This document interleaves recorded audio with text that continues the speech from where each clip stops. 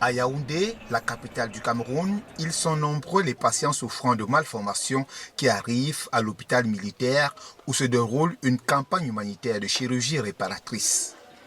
Parmi les patients, Fabrice Etoundi qui souffre depuis l'âge de 18 ans de kéloïde, une tumeur qui apparaît sur son visage et provoque autour de lui rejet et exclusion. Je me sens vraiment stigmatisé parce que vous ne pouvez pas passer inaperçu. Lorsque vous passez quelque part, tous les regards sont jetés vers vous, surtout que c'est au niveau du visage. Donc ça ne peut pas ça ne peut passer inaperçu. Le docteur Michael Oben, qui pilote cette mission humanitaire au Cameroun, l'ausculte et se penche également sur les cas des patients qui nécessitent une opération d'urgence.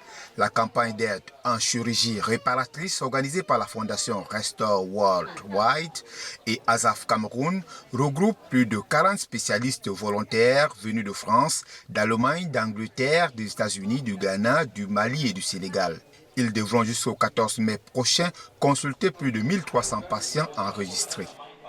Ils sont tellement nombreux, il y a les cas de goitre, les cas de malformation, ceux qui ont des grosses cicatrices.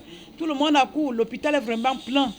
Parce que vraiment, comme tout est gratuit en fait, la consultation préopératoire, le bilan de santé est gratuit. Une cinquantaine d'opérations chirurgicales s'effectuent par jour. Tous n'ont pas cette chance d'être opérés seuls. Les patients qui présentent un bilan de santé favorable bénéficient d'une prise en charge chirurgicale.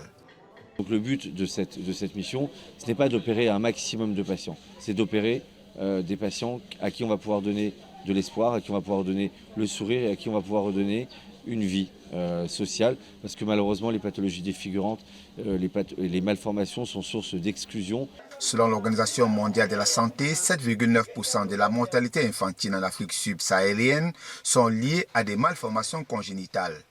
Au Cameroun, de nombreux patients sont issus des familles pauvres, difficile de se faire opérer dans les cliniques du pays qui proposent les services à des prix hors de portée des petites bourses. Ces patients en quête de reconstruction devront retrouver pour certains une apparence normale ou tout au moins plaisante. Ils ne feront plus peur aux autres et vivront désormais avec l'espoir d'en finir avec la stigmatisation. Lamben Guanfo, Africa News, depuis Yaoundé au Cameroun.